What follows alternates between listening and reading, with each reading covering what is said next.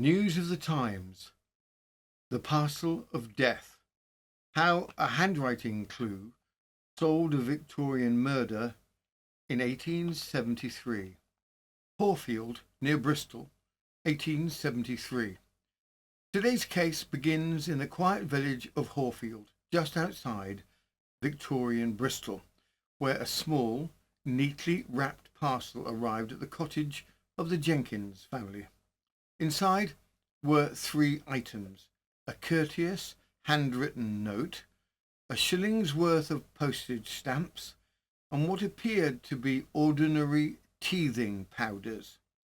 Within hours, however, tragedy struck, and a mystery began to unfold that gripped the West Country and soon the entire nation.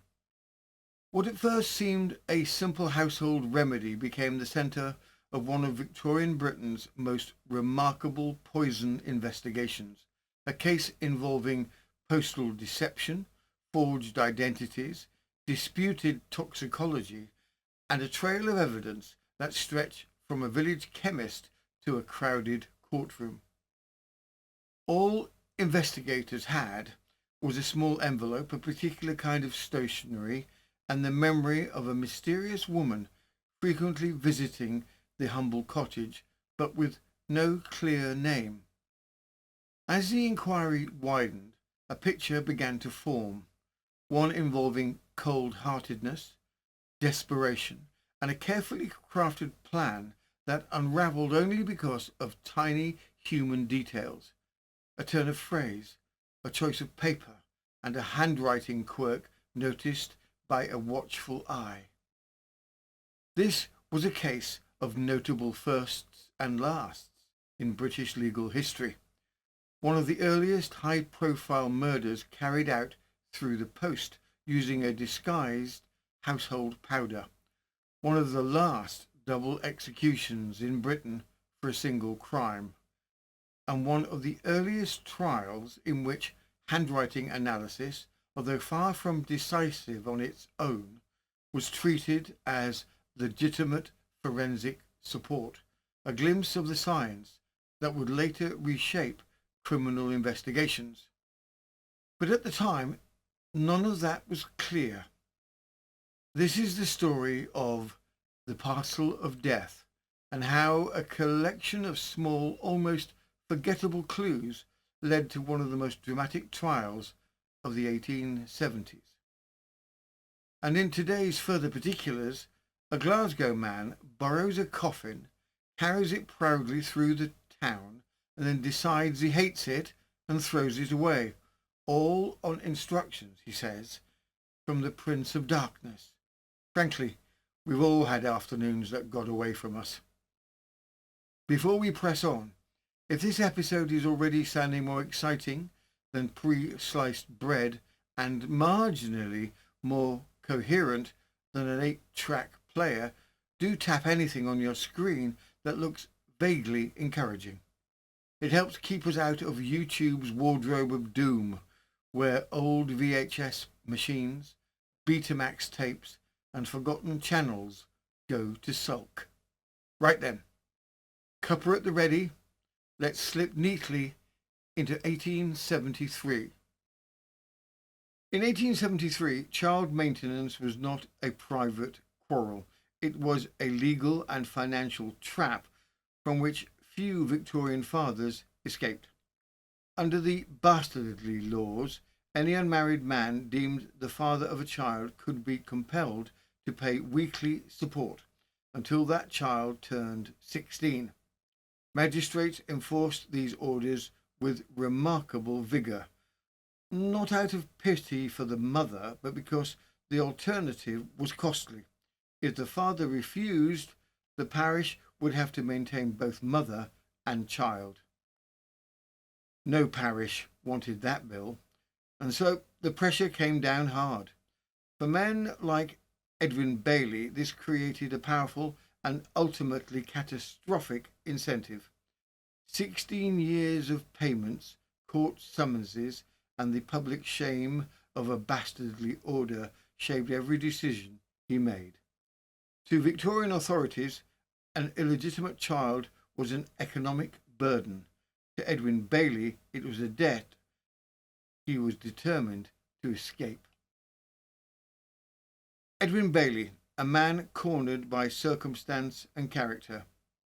Edwin Bailey, about 32 at the time of the murder, was a Clifton shoemaker whose public reputation hovered somewhere between respectable tradesman and local nuisance.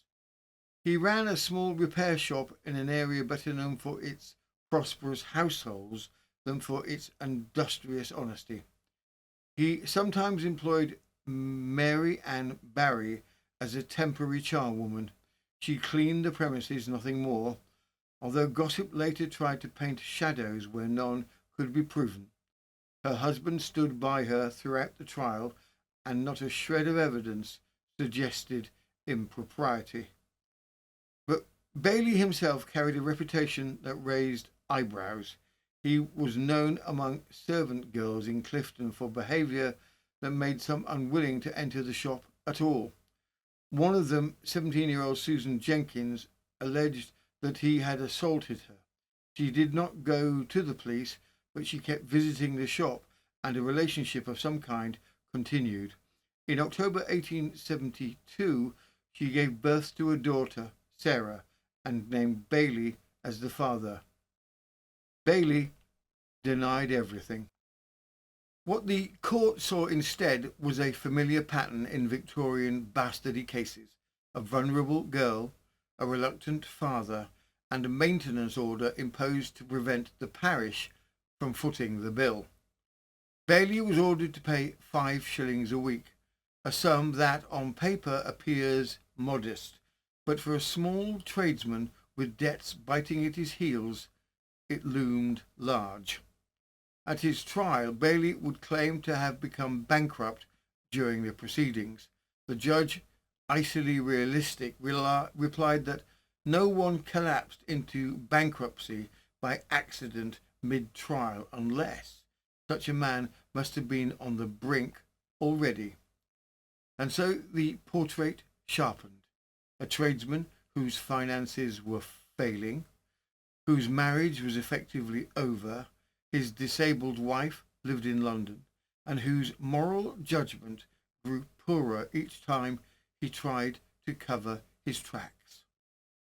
In this context, the maintenance order was not merely an inconvenience, it was a long-term financial sentence stretching 16 years into the future. Mary Ann Barry. Bailey's influence over Mary Ann Barry was particularly striking. Although married, and although there was no evidence of any illicit relationship, she seemed unable or unwilling to break free of his persuasion.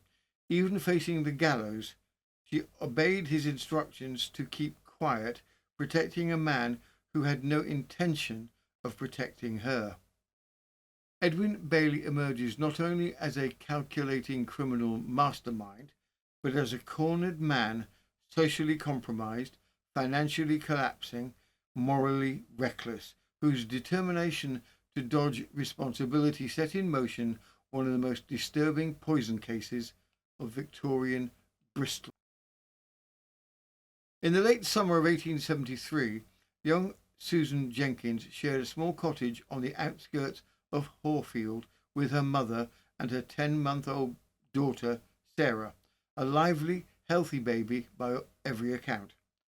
Money was tight, as it so often was. Susan worked long hours as a domestic servant in Clifton while her mother cared for the child in her absence. And like many unmarried mothers at the time, Susan had turned to the courts for the modest maintenance legally owed by the man she named as the father, Edwin Bailey. It was a difficult life, but a steady one until baby Sarah began teething. Around this time, a kindly seeming woman appeared at the cottage door. She claimed to represent a local charity and recommended a set of special powders to soothe the child's discomfort. They were expensive, she said, but a benevolent supporter would send some by post. No one in the Jenkins household had any reason to suspect deception. No one imagined danger arriving neatly folded inside an envelope. But a day later, the parcel did arrive, addressed in what looked like a woman's hand, containing a polite note, 3 small powders labelled as a well-known teething remedy, and a shilling's worth of stamps. For a family accustomed to scraping by, it appeared an unexpected kindness. Within 10 minutes of taking one of the powders, baby Sarah was screaming in agony. Moments after that, she was dead. What followed was one of the most alarming and closely watched inquests of the decade, a case that would ripple across Bristol and eventually across the country, raising troubling questions about charity, deception, and the lethal ease with which poison could travel through the post. From the Western Daily Press, 6th of September 1873, mysterious poisoning at Horfield. Yesterday, Mr. Gaisford, County Coroner, resumed the inquest at the Volunteer Inn in Horfield on the body of Sarah Jenkins, 10 months of age, the illegitimate daughter of Mary Susan, a single woman residing with her mother, Elizabeth Jenkins, in lodgings at Myrtle Cottage, Russell's Field. It will be remembered that the child died a few weeks ago under circumstances of considerable suspicion.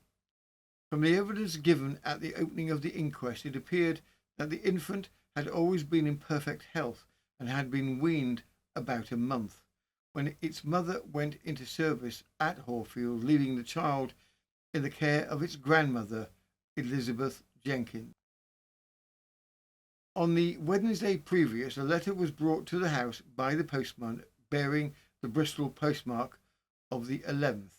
It had upon it 3 stamps, and it was addressed in a female's writing to Susan Jenkins near the Volunteer Public House near Bristol. This letter was said to have been received at the Horfield post office on the previous Tuesday, but overlooked, and it was ultimately delivered to Elizabeth Jenkins.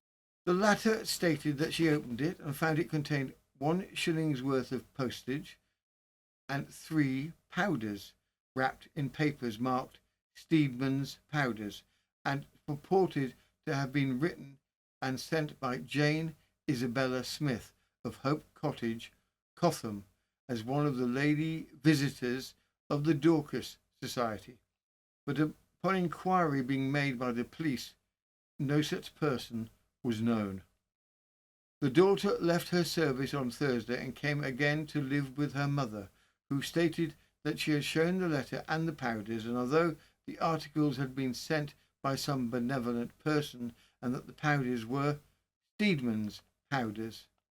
Elizabeth Jenkins stated that on Sunday evening the baby's breath smelt bad and its gums were swollen, and she had her daughter gave it one of those powders which were received through the post. The child resisted and cried whilst they were being given the powder, screaming.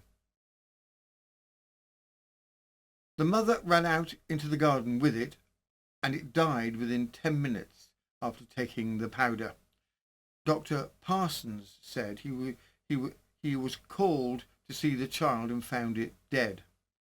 He was told the child had taken a powder similar to 2 others which were produced to him. He tasted one and believed it contained corrosive sublimate and strychnine, and to be deadly poison. It made him sick and ill for some time, and he took only the fraction of a grain on the point of his finger. Neither of the powders he saw at all resembled Steedman's powders. They had been folded by a person who did not understand folding powders. He made a post-mortem examination of the body. The brain, the chest, lungs, heart, and all the abdominal viscera, with the exception of the stomach, were in healthy condition. The stomach had red patches of inflammation produced by some corrosive or irritant substance. He had preserved the stomach and contents with the upper portion of the intestines, and until they had been analysed, he could give no opinion as to the cause of death, but he suspected the child had been poisoned. The child's body was well nourished, and there was no appearance of any disease to indicate the cause of death. Evidence was given that no such person as Jane Isabella Smith was known at Hope Cottage in Cotham. The inquiry was adjourned, and the stomach and its contents, the remaining powders, and some food were forwarded to the county analyst. When the inquest resumed, the analytical chemist, Mr. John Horsley of Cheltenham, offered his preliminary review. The so-called Steedman's powders had been tampered with. Genuine teething powders had been purchased, he believed, but the white contents had been replaced with a blue vermin killer containing strychnine. Constable Critchley then confirmed the chain of custody. He had personally taken the child's stomach, the remaining powders, and samples of food to Horsley for examination, returning with one of the powders intact and the wrappings preserved. He also reported the results of his inquiries. There was no Jane Elizabeth Smith at Hope Cottage, no such woman in Cotham, and no lady visitor of that name attached to the Dorcas Society. The identity on the letter was beyond doubt a complete invention. As the inquiry widened, investigators began gathering not only powders and stomach contents, but something far more ordinary: letters. For months, Edwin Bailey had been sending his weekly maintenance payments in small envelopes addressed to Susan Jenkins, the mother enclosed with a brief note. Constable Critchley acted as the intermediary. Bailey handed the envelopes to him, and Critchley passed them on to Susan or her mother. It was a dull administrative routine, the sort no one paid the slightest attention to at the time. But with a child now dead and a parcel of poison sitting on the coroner's table, those routine envelopes took on an unsuspected importance. Here, for the first time, investigators had something they could compare: the handwriting, the paper, the watermark, even the way the envelopes were folded and sealed. What seemed like harmless maintenance correspondence was about to become a key forensic thread, though no one yet realized how damning that comparison would be. Constable Critchley produced the letter which the poison came in. He also produced several letters and envelopes which he had received from Mr. Edwin Bailey, who was the reputed father of the deceased child, and used to pay 5 shillings a week for its maintenance through his witnesses' hands. The latter envelopes were in Mr. Bailey's handwriting. The stamp at the back corresponded with that at the back of the envelope in which the poison came. Witness also produced a letter which he received from Mr. Bailey containing 5 shillings for the girl before the money was due. The coroner and jury carefully compared these letters and envelopes with the envelope in which the poison was conveyed, and the foreman remarked that the watermarks in both papers corresponded, and the envelopes were of the same size. Witness was in the mother's house when a letter was delivered from the dead letter office. It was a letter which had been sent by the mother to Jane Isabella Smith, Hope Cottage, Cotham, thanking the lady for the contents. County analyst Mr. John Horsley was then sworn. He told the inquest that he had examined the powders, along with the child's stomach and intestines. The white powder, a genuine Steedman's teething powder, was harmless. The blue powder, however, contained strychnine, a fast-acting poison commonly found in vermin-killing preparations. Horsley explained that strychnine when given in such a small quantity, would be rapidly absorbed into the body, leaving little or no trace for a chemist to detect after death. And for that reason, he could not prove by chemical test that poison remained in the organs he examined. Even so, the symptoms described, sudden convulsions, rapid collapse, death within minutes, were entirely consistent with strychnine poisoning. A single powder, he stated, contained roughly 1/5 of a grain, and it would be enough to kill a 10-month-old child in 5 to 10 minutes. As the inquest widened, attention shifted from powders and postmarks to the people who had moved quietly around the Jenkins household in the weeks before the child's death. In her grief, young Susan Jenkins stepped forward to give evidence, and it was here that a new and unsettling element emerged. For Susan spoke of a woman who had begun visiting the cottage that winter, a woman who appeared without clear reason, who knew more than a stranger ought to know, and who showed an unusual interest in baby Sarah's well-being. It was these visits, casual on the surface, troubling in hindsight, that now drew the scrutiny of the magistrates. From the Western Daily Press, the 16th of September, 1873. The mysterious poisoning at Horfield. Apprehension of Mrs. Barry. At Lawful's Gate yesterday before Major Castle, Dr. Goodeve and Mr. Somerville, Mrs. Anne Barry was charged on suspicion of being an accessory to the death of Sarah Jenkins, 10 months of age, the illegitimate daughter of Mary Susan Jenkins.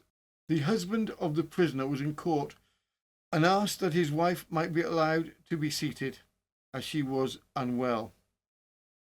The application was at once granted, and evidence then taken sufficient to warrant the prisoner being remanded. Mary Susan Jenkins was sworn and, in answer to Mr. Latcham, the clerk, said, "I am a single woman. I live at Myrtle Cottage, Russell's Fields. I had an illegitimate child born on the 23rd of October last year, and Edwin Bailey, one of Boyce Avenue, was the father, and an order was made on him in this court to pay 5 shillings a week towards its maintenance. He paid me up to 3 weeks before the child's death on the 17th of August last. I then summoned him for arrears, and they were paid through P.C. Critchley. A few days after Christmas, I was in service in Cheltenham Road, and in consequence of something I was told, I went home and saw the prisoner in the house. I asked her name, and she said it was Anne, and that she was living at Kingsdown. She had wanted me to make a dress for her sister, but her sister had fallen down and broken her spine and was taken to the infirmary. I told my mother that Mrs. Jarvis, the lady with whom I lived, had recommended me to a lady at Cotham, and the prisoner said, "From the Dorcas Society, I suppose?" I said, "I suppose so," and then I left her and went off. My mother had the child at the time. The prisoner came backwards and forwards, I should think 100 times, till May, when my mother was absent at West. The prisoner, Anne Barry, called at the cottage and asked if she might be allowed to take the child out. I declined to allow the child to go. She asked if I had heard from the lady visitor of the Dorcas Society. I said no, and that I supposed she had forgotten all about it. She replied, "Oh no, ladies think a long time before they give or send. You may have a friend in her yet." The prisoner has told me in the presence of my mother and brother a great many times that she never knew Bailey and never, to her knowledge, saw him.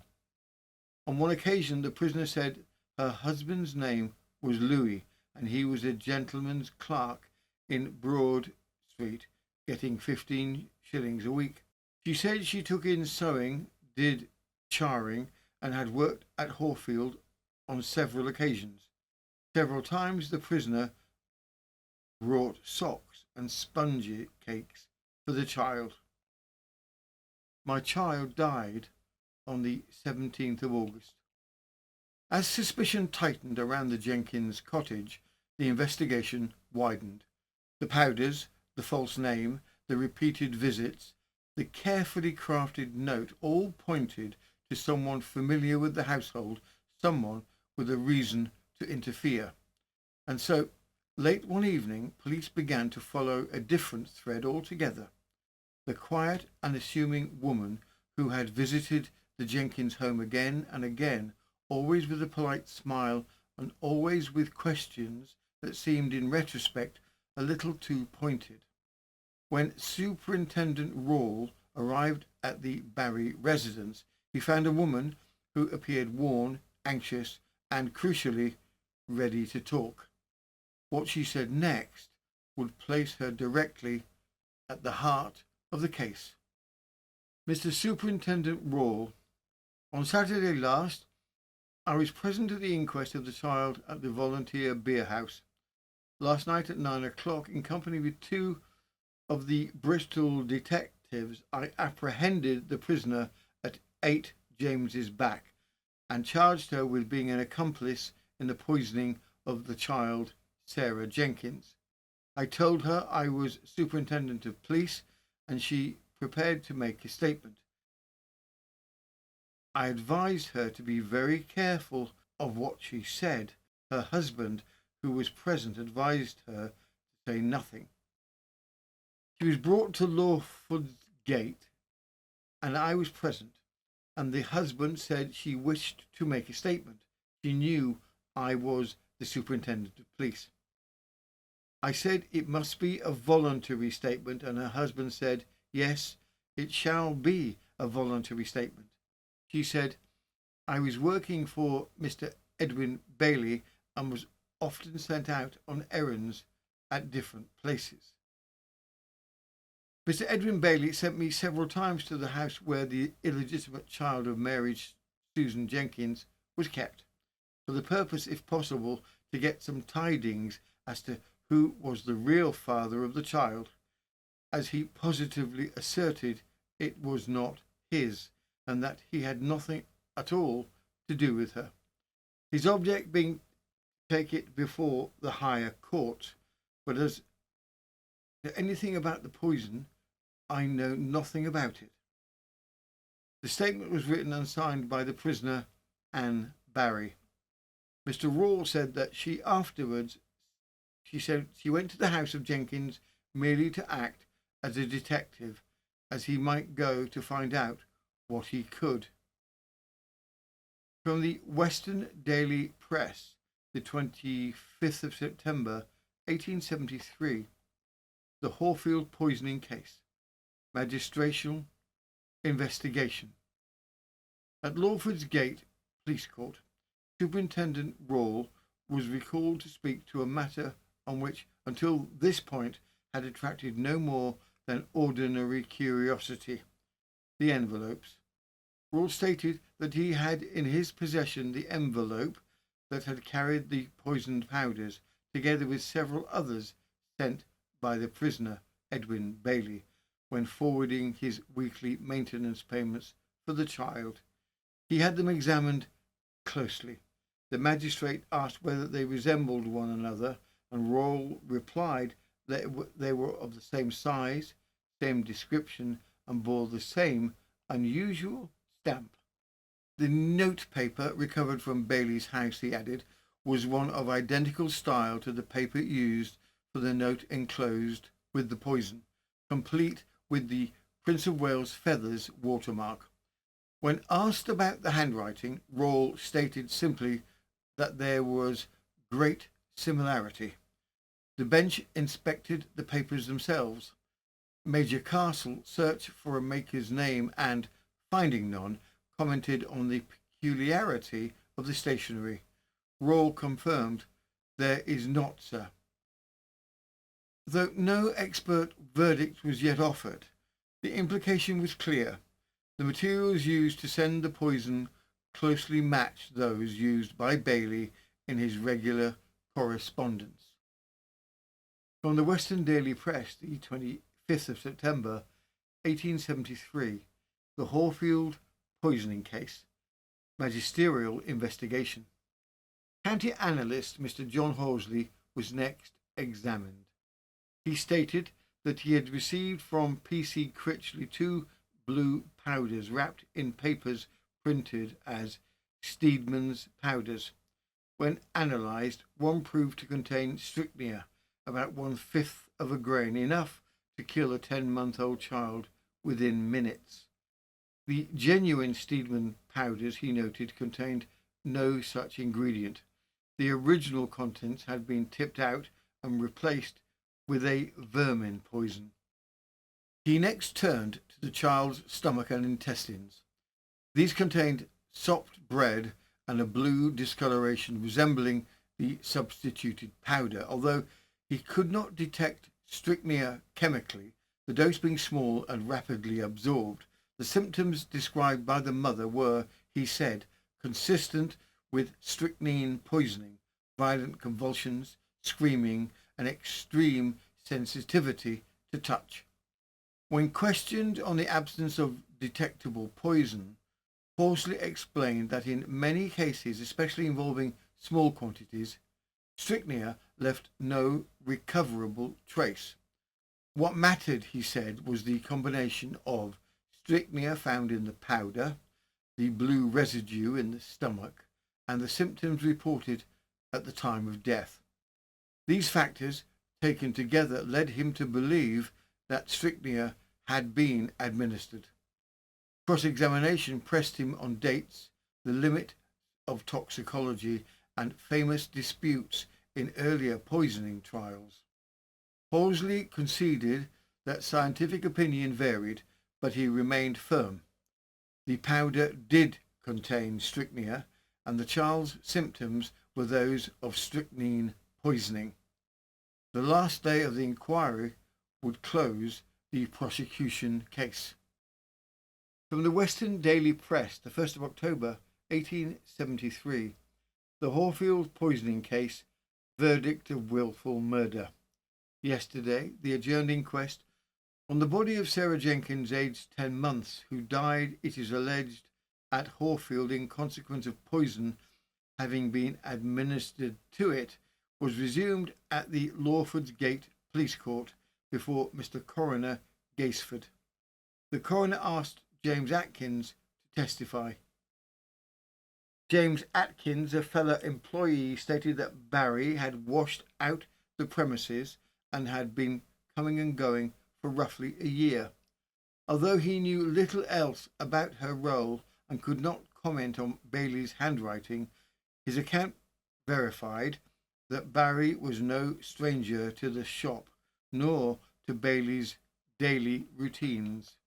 As the inquiry deepened, investigators found themselves confronting a problem that no witness could solve. Who had actually written the letter that brought the fatal powders into the Jenkins home? In 1873, handwriting analysis was still a young and faintly controversial discipline. Courts preferred eyewitnesses and physical evidence. The idea that a man's character and guilt might be revealed by the curl of a letter or the flick of a pen easily with many magistrates. Yet the anonymous note signed Jane Isabella Smith raised suspicions that could not be ignored.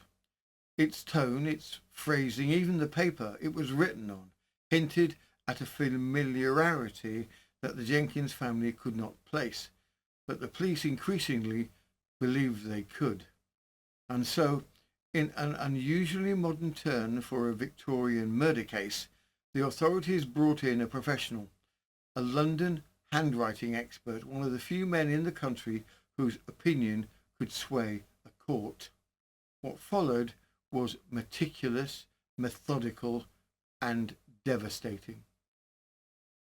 Mr. Charles Cabot was then examined, and he said, "I'm an expert in handwriting, and have my place of business at 27 Red Lion Square in London. Superintendent Raw brought me some writing on Friday last. He brought me the several letters now produced. One is marked A and the others KA and KE. There is another letter with its envelope marked H and envelopes to the letter KC and KD and KE, all of which I now produce. I've examined the letter marked A and the several letters acknowledged to be in the handwriting of Edward Bailey. It is my belief that the letter A is the production of the same hand. Chabot explained that the supposed letter from Jane Isabella Smith, the mysterious Dorcas Society visitor, was written in a disguised feminine style, yet carried unmistakable traces of Bailey's natural writing.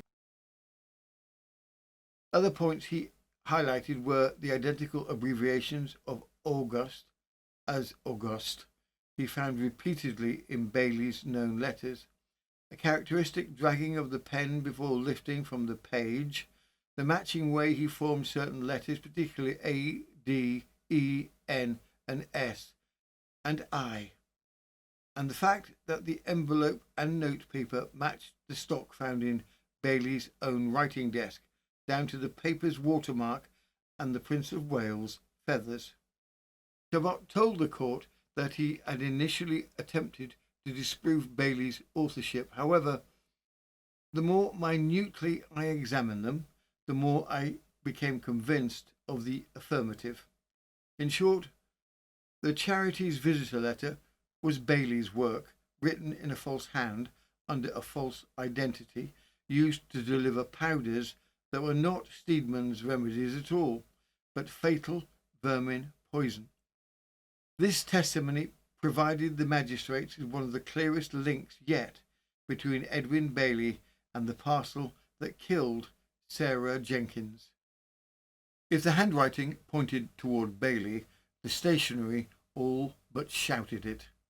Victorian investigators knew that while a person might disguise their script, the paper itself was harder to outrun. The watermark, the embossed crest, the sizing, even the distinctive dye used by specific manufacturers, and in this case, the envelopes used to send the poison powders matched precisely the ones Bailey used for his own maintenance letters. This discovery sent police to the Bristol stationers and into the path of Mr. Touzeau, Paris, whose evidence added an unexpectedly sharp edge to the inquiry.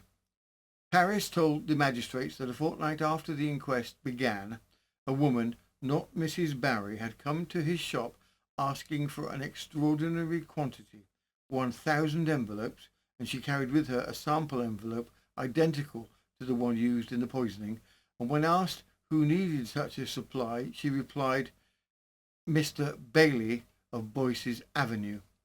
Paris accompanied her to Bailey's shop, where Bailey examined the envelope and claimed he had bought similar ones from Paris before, though he could not produce the wrapper or maker's band, only a blank strip of paper. When asked the price he had paid, Bailey gave him a figure so implausibly low that Paris challenged it. At that moment, Bailey gave him a pointed look and said quietly, I suppose you know what I want them for. Paris did not, but the remark combined with the unusual order made the purpose uncomfortably clear. He later received a second messenger with the same request, and the sample envelope left with him mysteriously disappeared before he was subpoenaed.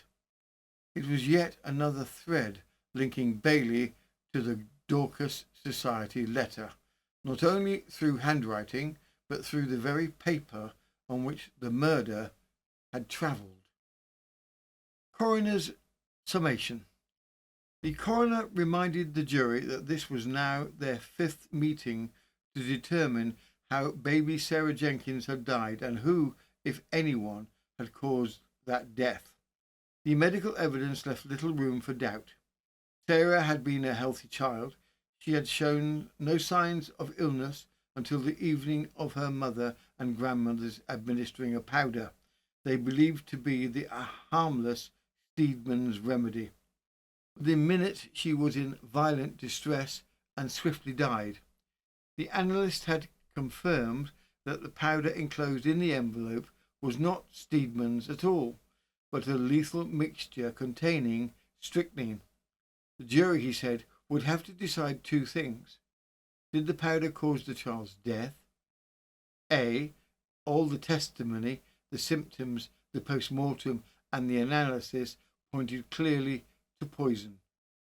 And if so, who sent it and with what intention? The mother and grandmother had administered the powder, but only because they believed it to be a charitable gift. There was no evidence, he stressed, to suggest either woman intended harm. Attention, therefore, turned to the sender. A pattern had emerged. The fabricated identity of Miss Jane Isabella Smith of the Dorcas Society, the suspicious visits of Mrs. Barry, who repeatedly denied knowing Bailey, yet was later shown to be employed by him, her talk of charitable ladies, Steedman's powders, and fictitious infirmary patients, and Bailey's own behaviour following the child's death, including the curious attempt to obtain envelopes identical to the one used to send the poison. Most significant was the handwriting evidence. Mr. Chabot, the expert, had demonstrated multiple points of similarity between Bailey's known letters and the note that accompanied the fatal powders. If the jury accepted that Bailey had written the letter, then they must also consider whether he had enclosed the powders that had been proved deadly. The coroner cautioned that they must give Bailey the benefit of any doubt, but he also pointed out that whoever enclosed the powders had, in effect, caused the child's death and must bear responsibility for it. Their task, he concluded, was to determine whether the evidence pointed to Bailey as the sender of the poisoned powders and therefore responsible for the murder of Sarah Jenkins, or whether the doubt was too great to go beyond an open verdict. The verdict. The jury then left the court and returned after 20 minutes' deliberation. When they entered, all those in the part of the court set aside for the public rose, and all was still while Mr. Gaisford read out the decision. Mr. Gaisford said, "The verdict of the jury, we are of the opinion that the grandmother and mother of the child innocently administered the powder, and we return a verdict of wilful murder against Edwin Bailey." With the coroner's summing up complete, the path forward was clear. The jury returned a verdict of wilful murder against Edwin Bailey, concluding that the poisoned powders had been deliberately sent and that Bailey was their author. But one question remained unresolved. What of Anne Barry? Her behaviour had been suspicious, her visits persistent, and her stories inconsistent, yet the evidence of guilt was far from conclusive. Had she knowingly helped Bailey prepare the ground for his deception, or had she been an unwitting messenger caught up in a crime she didn't understand? And so, with Bailey now committed on the gravest of the charges, the magistrates turned their attention to Barry's possible complicity. The inquiry resumed, witnesses recalled, and the events of that August evening were once again laid bare. From the Western Daily Press, the 2nd of October, 1873, the Horfield poisoning case, magisterial investigation. At the Lawford's Gate courthouse yesterday, before Major Castle, Edwin Bailey was charged with feloniously, wilfully, and of malice and aforethought murdering Sarah Jenkins at Horfield on the 17th of August, and Danbury was charged with aiding and abetting the said mother. Elizabeth Jenkins said the letter produced was received on the Wednesday before the child died. She received it through the post, and enclosed in it was a shilling's worth of stamps and 3 powders wrapped in papers. The first that witness knew of Mrs. Barry was that about Christmas she went to her house and asked her if she had a daughter who had a child. Barry looked at the child, which witness was nursing, and began to cry, saying, "Oh dear, how much that child resembles one I buried in Brighton." She also asked her to cut her a lock of the child's hair, as she had lost a lock of the hair of her own child, and her husband ill-used her in consequence, and this would do instead. Witness took her a lock of the hair and gave it to her. After that, the female prisoner came most weeks, and it took socks and other things. She never told the witness her name, except that she was called Anne, and her husband was Louis. The prisoner several times said that she did not know Bailey, but said he was a blackguard for behaving so badly. About 2 months before the child's death, Mrs. Barry asked her what medicine she gave it. Witness replied that she gave it magnesia, which was the only medicine she had ever given to her own children. Barry replied that she always gave her poor little thing Steedman's powders, in which made them cut their teeth more easily. Witness replied that she had not got any, and that she should not go to the expense of getting them, but there was pressure very much to get them. Witness's son was very much annoyed by the way in which she pressed her to get them. The defence attempted once more to argue that there was no case against Anne Barry. The magistrates were having none of it. They pointed out with some impatience that Barry had repeatedly denied knowing Edward Bailey, despite abundant evidence that she worked in his shop and visited the Jenkins cottage dozens of times. Mr. Goodeve added that she had herself recommended Steedman's powders, making her involvement impossible to dismiss as coincidence. With that, the formal cautions were read. Neither Bailey nor Barry offered any statement. Both were committed for trial at the next Gloucestershire Assizes.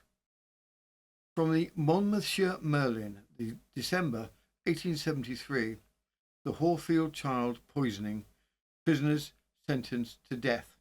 At the Gloucester Assizes before Mr. Justice Archibald, Edwin Bailey, 32, boot and shoemaker, and Anne Barry, 31, charwoman, stood charged, Bailey with the wilful murder of Sarah Jenkins, and Barry with aiding and abetting.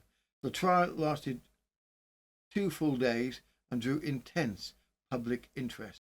The court heard again the chain of events already familiar from the inquest, that Susan Jenkins, while in the service at Clifton, had been sent to Bailey's shop by her mistress, that an improper intimacy was alleged, resulting in the birth of her daughter, Sarah, that Bailey strenuously denied paternity and fought the maintenance order of 5 shillings a week.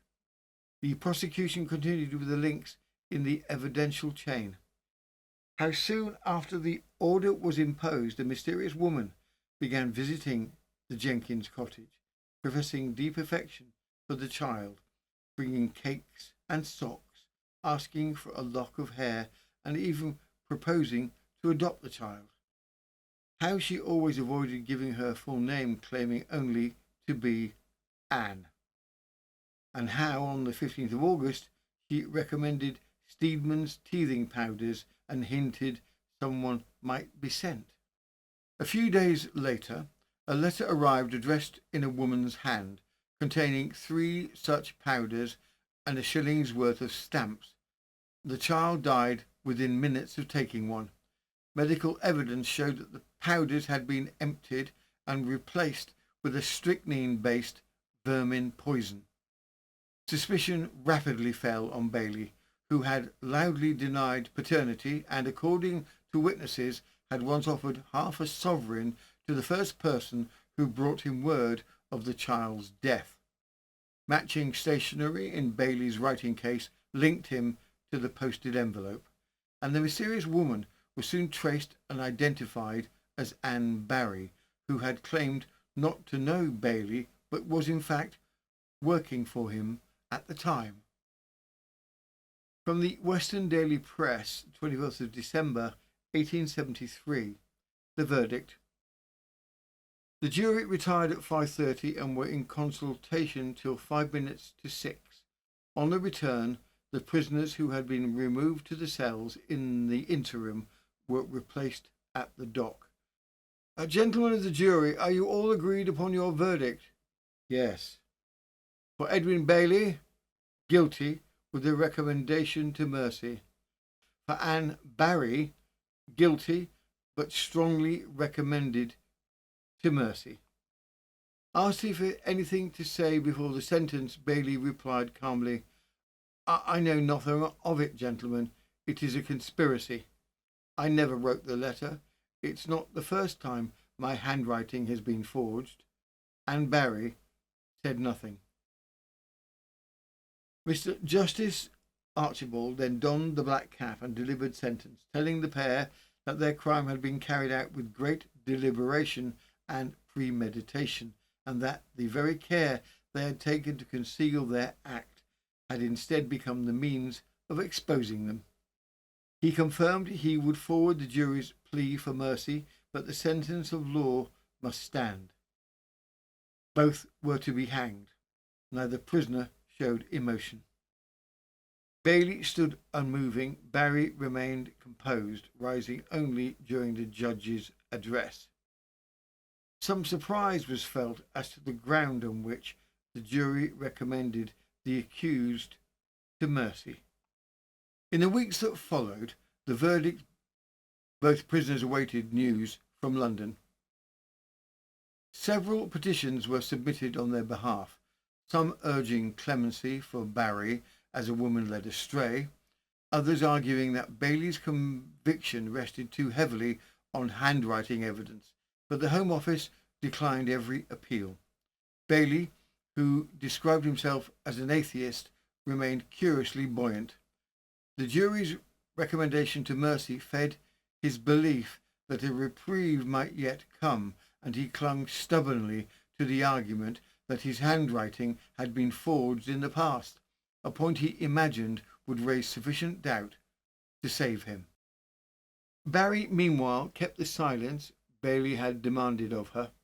Throughout the trial and during the weeks afterward, she held fast to the gesture he had made in the dock, finger pressed to the lips, his wordless order to say nothing. It was not until the final hours, when Bailey was informed that no reprieve would be granted and confessed his role in the child's death, that Barry's resolve finally broke. Believing herself released from her promise, she admitted her own part in the crime. Neither prisoner expressed anything like deep contrition. Bailey remained defiant to the end. Barry subdued, frightened, but loyal to her silence until she learned it no longer protected him. With the rejection of all pleas for mercy, the date of the execution was fixed. From the Western Daily Mail, the 13th of January 1874. The execution of Bailey and Barry. The extreme penalty of the law was inflicted yesterday morning at Gloucester County Jail in the case of Edwin Bailey and Anne Barry of Bristol, found guilty at the recent assizes of the wilful murder of Sarah Jenkins, the illegitimate infant daughter of Mary Susan Jenkins of Myrtle Cottage in Horsefield. After sentence, all criminals behaved in an exemplary manner. Bailey was for some time buoyed with the hope of a reprieve, partly from the fact that the jury had recommended him to mercy. He was very desirous on many occasions to know whether his accomplice told the chaplain anything respecting his crime, and he spent much time in writing to his solicitor, Mr. J. H. Clifton, and some friends in Bristol, expressing in one of his communications his expectation of a mitigation of punishment and saying, "While there is life, there is hope." On Saturday, his hopes of a reprieve were considerably diminished, and he had several relations who came to see him for a last farewell. On the day of the execution, shortly after 6 in the morning, Barry was visited by the Reverend, who begged her to acknowledge the justice or injustice of her sentence. But at first she parried his entreaties, saying, "I have confessed to God. I have confessed all my sins to God." When, however, she learnt that Bailey had made a full confession, which the chaplain related to convince her of the truth of the statement, and then not till then she owned to her participation in the deed. Several times she stated that she bore no malice towards anybody in the world. Throughout the trial and afterwards, she wished Bailey to understand that she had kept her promise of secrecy and had been firm in withholding anything that might have fallen against him. When in the dock, after Mr. Justice Archibald pronounced sentence, Bailey had placed his finger upon his lips. She had understood the gesture perfectly and kept her silence. The execution. Shortly before 8 o'clock, executioner William Anderson entered the condemned cells. Bailey was dealt with first.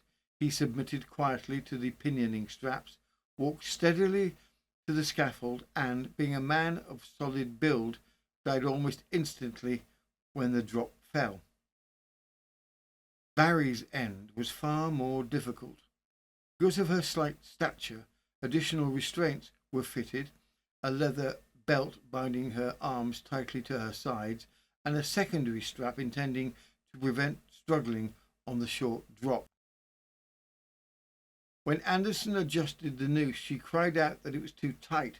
Then, catching sight of the prison matron who had cared for her, she called in a clear, piercing voice, "Goodbye, dear Miss Marshall. God bless you." Moments later, the trap gave way. But unlike Bailey, Barry did not die at once. Light women rarely did on the short drop. Her weight was insufficient to break the neck cleanly, and Anderson was forced, as was grimly common at the time, to place downward pressure on her shoulders to hasten death. It was several minutes before life was pronounced extinct. The deaths of Edwin Bailey and Anne Barry brought a grim conclusion to a case that had gripped Bristol for months. A case built not on dramatic chases or ingenious detective work, but on small human details: a folded envelope, a scrap of handwriting, a packet of powders that looked entirely ordinary until it was far too late. In many respects, the murder of Sarah Jenkins exposed the uneasy meeting point between Victorian poverty, responsibility, and desperation. A maintenance order meant to protect a child became for Bailey a financial burden he would rather destroy than honour, and Barry, drawn in through loyalty, influence, fear, or a tangled mix of all three, allowed herself to become part of a deception that spiraled far beyond anything she may have anticipated. Legally, the case left its mark. It became one of the earliest high-profile examples of handwriting analysis influencing a British court, one of the last double executions for a single child murder, and a stark reminder of how easily poison could travel through the post long before forensic safeguards existed. For the Jenkins family, there was no victory, only the quiet return to a life forever altered. For the wider public, the case became a cautionary tale about misplaced trust, charitable pretense, and the lethal possibilities hidden in the everyday objects of Victorian domestic life. And for us, a century and a half later, it stands as one of the most unsettling stories in which every ordinary detail, a letter, a powder, and a neighbour's kindly visit, becomes, on closer inspection, a thread leading straight into the heart of a murder. Further particulars. Before we entirely leave the solemnities of postal poison and handwriting analysis, it is only right that we pause for a moment and check it on the other news of 1873, the sort of items which, had social media existed, would have dominated everyone's feeds by tea time. Today's entry involves a man, a coffin, a set of shop windows, and a conversation with the Prince of Darkness, as you do. From the Illustrated Police News, 26th of April, 1873, Strange Freaks of a Madman. A man named John Kay was brought up at the Central Police Court in Glasgow last week, charged with misconducting himself in Castle Street on the previous day. The evidence showed that Kane had, after conducting himself in an extraordinary manner, walked into an undertaker's shop and brought out a coffin on his back, which he carried for some distance, but ultimately threw it from him, evidently with the utmost disgust. The prisoner then indulged in some window breaking, splashing a large pane of glass valued 7 shillings in a grocery shop window. He was finally arrested by Lieutenant Maybury, to whom he explained that he had been accosted by the Prince of Darkness on Tennant's Bridge and had been employed to break all the windows between there and Candlerig. And so concludes the case of the Parcel of Death, a murder unravelled not by darkened alleyways or dramatic chases, but by stationery, spelling habits, and a gentleman who believed that changing his handwriting was the same as changing his identity. Spoiler, it wasn't.